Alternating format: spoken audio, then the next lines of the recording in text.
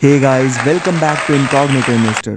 तो आप मुझे ये बताओ कि आपको क्या लगता है कि इस दुनिया में जो लोग एक नॉर्मल सी जॉब कर रहे हैं, मतलब ना तो उनकी सैलरी बहुत ही ज़्यादा है और ना ही उनकी सैलरी बहुत ज़्यादा कम है, तो आपको क्या लगता है ऐसे लोग बिना बिजनेस किए हुए क्या मल्टी मिलियन डॉलर की वेल्थ क्रिएट कर सकते हैं? हो सकता है कि आपका जवाब नो हो, पर क्या हो अगर मैं आपको बताऊं कि एक नॉर्मल सा इंसान जो कि एक चौकीदार की जॉब करता था, उसने सिर्फ और सिर्फ अपने इन्वेस्टिंग स्किल्स के बलबूते पे 61 करोड़ की वेल्थ क्रिएट की। Amazing right? बट इस अमेजिंग काम को भी रियल बनाया है रोनाल्ड जेम्स ने, जो कि एक गैस स्टेशन पे जेनिटर यानी कि चौकीदार की जॉब करते थे। एंड इन्हीं तरह के छोटे मोटे काम करके पैसे बचा करके अपने इन्वेस्टिंग स्किल्स के बलबूते पे इन्होंने 61 करोड़ की वेल्थ क्रिएट कर डाली। What does it take to amass Mr. Reed's $8 million fortune? It might not be as hard as you think if you live as long and as frugally as he. You'd have to invest about $300 a month over 65 years. Thus is Ronald Reed's attorney, Lori Ralph.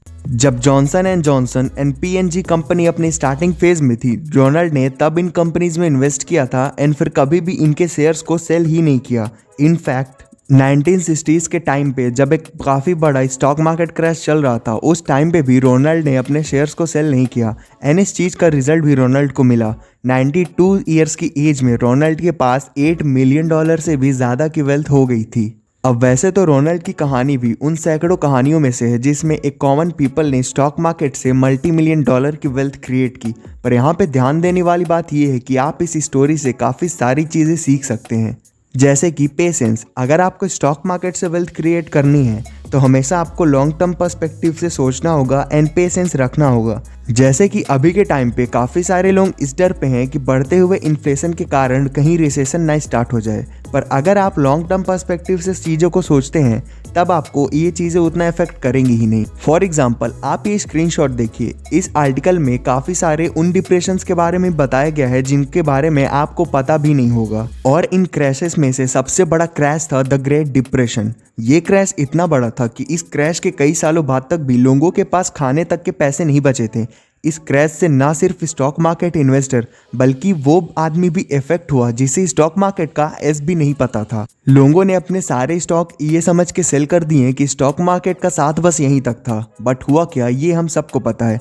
तब से लेकर आज तक stock market कितना ऊपर जा चुका है ये मुझे आपको बताने की ज़रूरत नहीं है। तो अब आप मुझे ये बताओ कि आपने स्टॉक मार्केट में पैसे इन्वेस्ट करना स्टार्ट क्यों किया? शॉर्ट टर्म में थोड़े बहुत पैसे बनाने के लिए या फिर लॉन्ग टर्म खेल के एक बड़ी वेल्थ क्रिएट करने के लिए? क्योंकि शॉर्ट टर्म में stock market roller coaster ride के जैसे बिहेव करता है, काफ़ी ज़्यादा अप्स एंड डाउन्स आएंगे, बट लॉन्ग टर्म में स्टॉक मार्केट हमेशा ऊपर ही जाएगा। तो अब आप अपने मन से इस बात को तो निकाल दीजिए कि आप स्टॉक मार्केट में 4 या 6 महीने पैसे इन्वेस्ट करके करोड़पति बन जाओगे, क्योंकि स्टॉक मार्केट एक लॉन्ग टर्म गेम है। उसेन बोल्ट को भी 11 सेकंड दौड़ने के लिए 11 साल से भी ज़्यादा की मेहनत करनी पड़ी थी।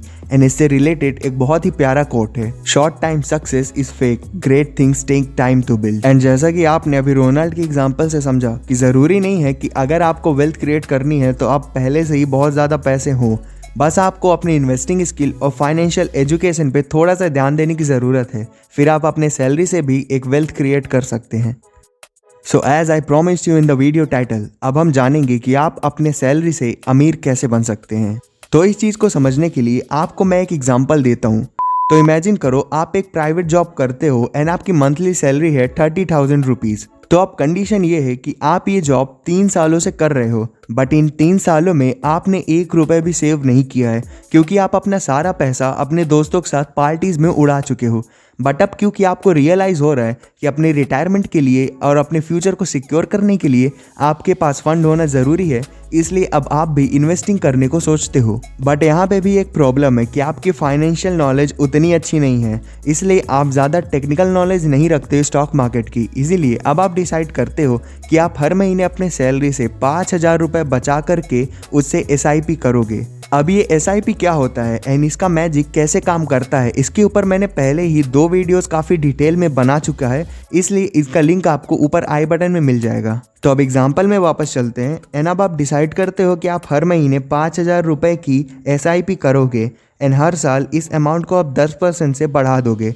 मतलब इस साल आपने 5,000 रुपये की SIP की तो अगले साल 5,000 का 10% यानी कि 500 + 5,000 = 5,500 की SIP करोगे देन अगले साल इसका भी 10% ऐड कर लेते हो, मतलब 6050 रुपीज़ की monthly SIP and so on.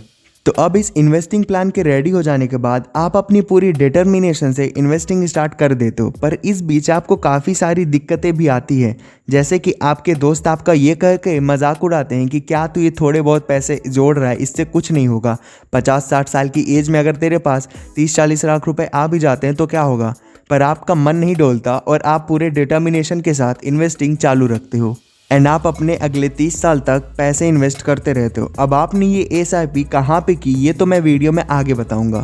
तो अब 30 सालों बाद आपने अपनी इन्वेस्टिंग रोक दी है और आपको आपके इन्वेस्टेड अमाउंट पे ऑन एन एवरेज 15% का ईयरली कंपाउंड इंटरेस्ट मिला है। तो अब ये कैलकुलेट करते हैं कि आपकी टोटल वेल्थ कितनी हुई।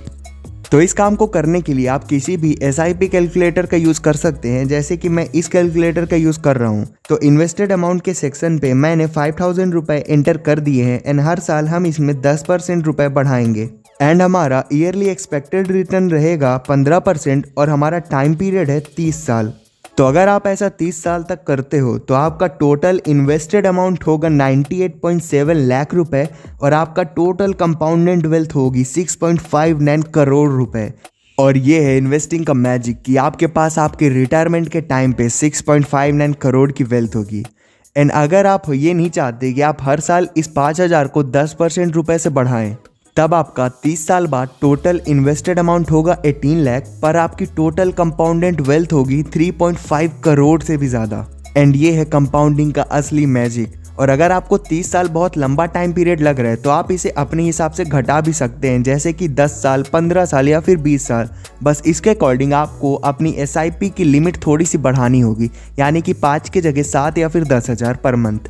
तो अब देखते हैं कि आपने आखिर कहाँ पे पैसे इन्वेस्ट किए थे कि आपको हर साल एवरेज 15% का रिजल्ट मिला है। तो अब अगर आप गूगल पे सर्च करोगे तो आप पाओगे कि आपको इंडेक्स फंड से ऑन एन एवरेज 15% का ईयरली कंपाउंड इंटरेस्ट मिल जाएगा। एंड क्योंकि हम direct he indices like Sensex and Nifty में इन्वेस्ट नहीं कर सकते, इसीलिए हम इंडेक्स फंड में इन्वेस्ट करते हैं जो कि सेंसेक्स और निफ्टी के इंडेक्स में लिस्टेड कंपनीज के ऊपर इन्वेस्ट करें। दोस्तों, इंडेक्स फंड एक बहुत ही कमाल की चीज़ होती है एंड काफ़ी सारे मामलों में ये म्यूचुअल फंड से भी काफ़ी ज़्यादा अच्छे होते हैं। एंड अगर आपको इंडेक्स फंड के मैजिक के ऊपर काफ़ी डिटेल में वीडियो चाहिए तो हमने वो वीडियो पहले ही बना दी है, जिसका लिंक आपको आई बटन में मिल जाएगा।